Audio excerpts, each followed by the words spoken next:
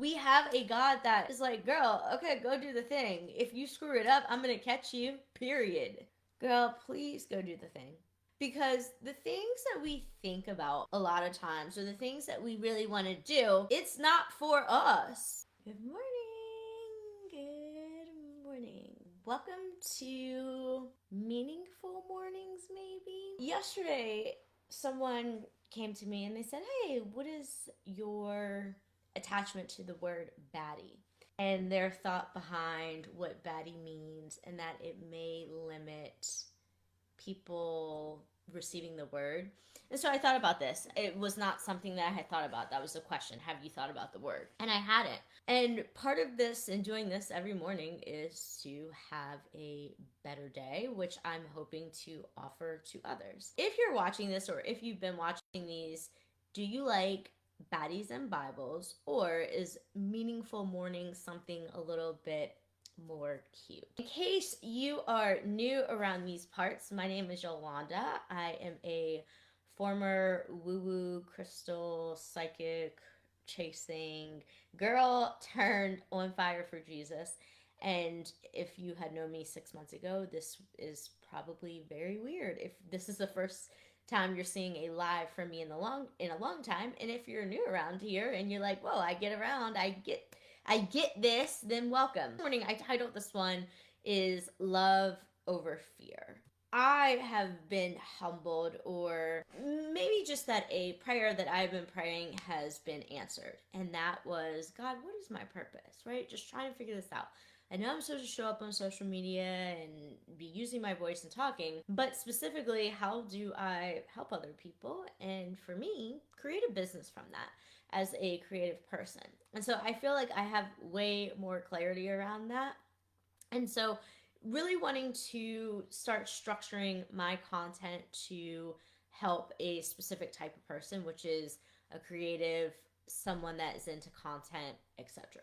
And trying to tie in the word to that and to the struggles of somebody that might be in business or is creating content. I'm in 2 Timothy today. We're in chapter 1. So Timothy was a pastor, and this is a letter written from one of Jesus's apostles, Paul. Verse 7 of chapter 1 to Timothy. And it says, for God gave us his spirit not to fear, but of power and love and self-control. Jesus was baptized, and I think this might be right. But when Jesus was baptized, the sky parted, there was a voice that came down, and basically blessing of the Holy Spirit, from what I understand. Somebody let me know if that's incorrect, but that's my understanding. In this verse, it says, for God gave us a spirit not of fear, but of power and love and self-control. We're going to come across in our fleshly of fleshes, in our human meat suits, we're going to come across things that are going to cause fear within us.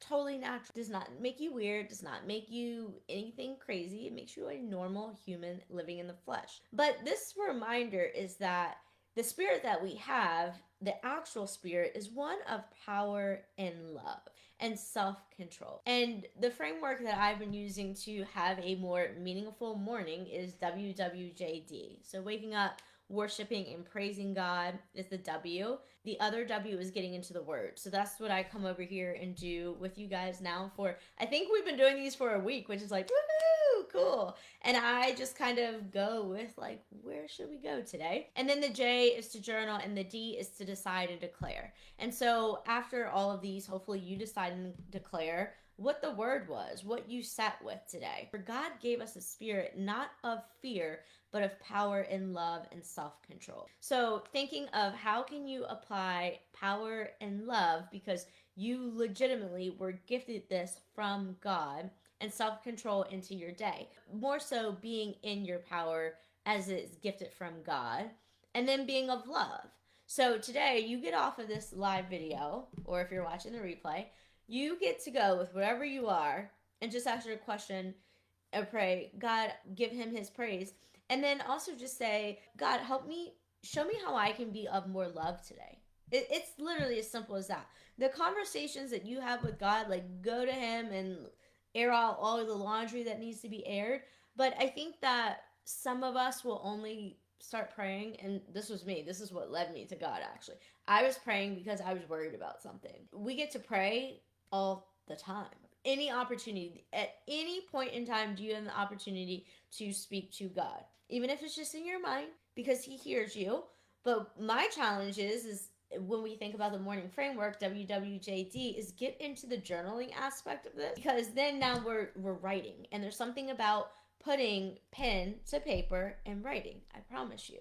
And it might feel a little weird, just everything feels a little weird when it's brand new to you. Asking God, how can you be more love and self-control? So self-control is when we go back to James. Anyway, there's something about the tongue being poison in James. And so thinking about that, that's like that self-control, asking God for this gift of self-control, or for Him to gift you strengthening your self-control, strengthening your love, strengthening the things that you have shortcomings in your human flesh body, but within spirit you have within you. That's what I have. And today, if it is a fear of publishing a post or putting yourself out there and showing up online, girl, please go do the thing. Please go do the thing. Because the things that we think about a lot of times, or the things that we really want to do, it's not for us. It's not for you. So when we are so in ourself of, I'm going to be judged, I feel like an imposter, it's this, me, I, that now we're not looking and thinking like, well, God, what do you want me to be doing? Ask yourself and your Creator these questions today, tomorrow, the next day, until you have your answer. Pray without ceasing and get that answer. But the reminder here today in the Word is that you given this special gift in spirit that is not of fear, but one of power, love, and self-control. And that's so powerful. A lot of times are we looking to empower ourselves or looking to improve ourselves, and we're doing it all alone. And then that's really where you get into the like, oh, well, this makes me kind of feel like a little weird, like a little bit of an imposter. But hey, if I can read that God is literally telling me not to fear, to be of power, love, and self-control, I get to move a little bit differently. I get to move with a little more confidence, because now I'm not self-relying on, like, how can I gain confidence? He already gave it to you. He already gave it to you. If it comes to this showing up online or creating a business or tipping your toe in the sand to just take the first action step, you have to do that. I feel like if we are not doing things, we are wasting His gift. We are wasting what Jesus did on the cross for us. And that's like a big thing to get into. But it's these words that, for me, when I'm starting my day like this, it will catapult me into way more action. Because now, am I a little bit lit up about what I just read? Now I'm going to get my walk on with Ralphie. We're going to go, hey God, invite him in, and just ask for the things that we need. And if you don't know where to start with in your prayer, if you start with this in the morning, and then you have something to meditate on. You have something to think about, like, for the rest of the day, instead of being fearful about whatever it is that is blocking you from taking action on the thing, to, God, thank you. Thank you for the word.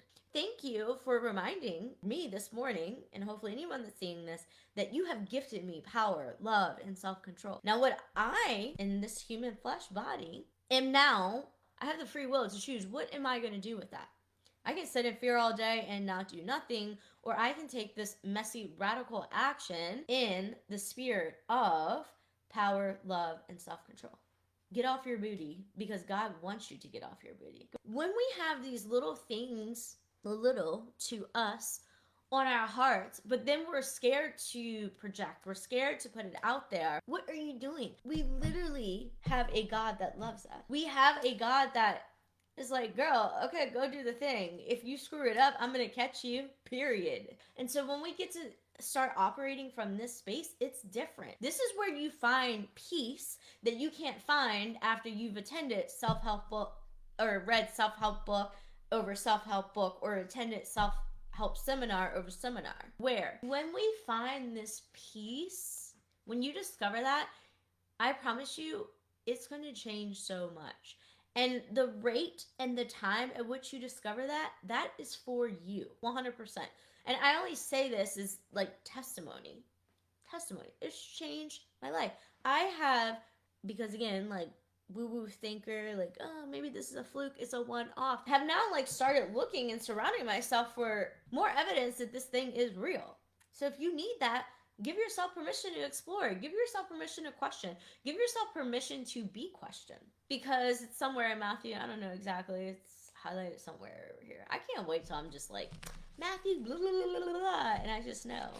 But you guys know that Matthew is like my spot. Oh, judging others. Matthew chapter 7. Jesus talks about, for with the judgment you pronounce, you will be judged, and with the measure you use, it will be measured to you. So why do you see the speck that is in your brother's eye, but do not notice the log that's in your own eye? So this is like, I like to come back to that because, you know, I've heard the expression in the entrepreneur world very often of don't take advice from people that aren't where you are. Okay, fine, great. Love it. That might be very accurate. And then at the same time, it also is like looking at yourself, and if somebody's telling you something or mentioning something, just taking that in, like, okay.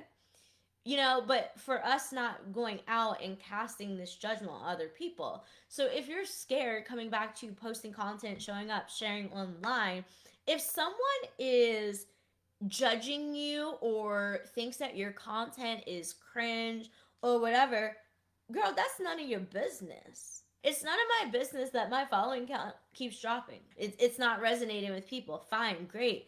It's meant to connect with the people it's meant to connect with. That's a prayer answered. God, please remove anything from my life which does not serve you or the mission that we're on together. Period. So we have to get over this. And I've talked to so many people that have powerful stories, powerful testimonies that they could show up and they could be sharing with other people that literally would make somebody else not feel alone. But because they tip their toe out and they share one time and they lose 2 followers, that they're in a tizzy. And they worry with the 2 followers lost and not the one gained. Not the one that they've gained as a new fan, follower, converted them in a way of maybe their belief. And I'm not even talking about belief in religion or God. I'm just talking about belief in, let's say you are a woman and you've survived narcissistic abuse, that you've been in toxic narcissistic relationships, and that's part of your testimony. And maybe you do have faith and you found your way out through that, or maybe you have picked up some amazing tools along the way that you could go share with someone else. But because we fear, and I get if you're maybe in this kind of situation, this might have been a bad example, but I do understand that if you are in that kind of space where you maybe have a fear of like sharing your story, sharing your testimony, I get it. And then also, if you are someone that, if we sit with the word, that we have a spirit of power, love, self-control, and not that of fear, that your story, while it might lose you to people, it might gain someone else. It might literally save someone's life. Do you understand that? So this is always my approach when it comes to content, and I'll be really open. I was very lost for a little bit. I'm like, okay, wait, I know that I need to show up online. I know I need to be helping people.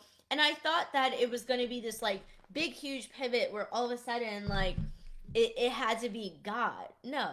This is why we're going to, I think, settle with meaningful mornings, because yes, starting the morning with God, living life as God intends me to live, and then also understanding that this part of what we're doing to please God, this might be the sacrificial part of my purpose, right? Where it doesn't yield me anything, nothing. It is just showing up every single morning. I don't have to get over here to do this. I'm not expecting anything from anyone in return of doing this. It's just, well, this is what we're doing. But I still do have a purpose, and 100% having something that I can offer to people that they also exchange in the sense of money, and being unapologetic about that. Being unapologetic that if God has gifted you something, if it's in that category of your special purpose, that thing that might come so easy to you, that thing that you can help somebody else get out of their comfort zone, help them make a change, help them make transformation, you better go do it and go be really unapologetic about that, because that's your gift. So I'm excited. And you're just going to see, like, my content, yes, is it going to have God in it? Absolutely. But I've sat with and kind of just like, okay, wait, Yolanda, get over yourself. I'll be honest. On Friday, I told someone, I'd rather, like, when it came to helping, literally, I said these words out of my mouth. I'd rather gouge my eyes out than help somebody with social media. I said that. And then God said, girl, wait a minute, because that's not right. You're good at this. You can do this. You've literally made income from this before. You were legitimately paid in a position for over 4 years doing this. What do you mean you can't do this? What do you even mean? And so then I backed up and I was like, okay. But that all came from a message. It was a message. It was a simple video that I watched. And in that video, it was like ultimate fulfillment of purpose. And it shifted the way that I think about being able to help somebody else create content. God put somebody in my inbox days before I even said this, and they were just like, girl, you know what? I see you. I tried to do XYZ with this video content the other day, and it took me 2 hours to do this one simple little thing. And the fact that you just bang out this content the way that you do, girl, I can't do that. All right, cool. But you know what? I can demystify that this isn't hard. And that there's probably tools that maybe you don't know about that would make your life so much easier. And then I can come over and I can give you value and show up. Hello. Helping people in a special purpose. Helping people do something I've been doing now for the last 8 years. Of course it's easy for me.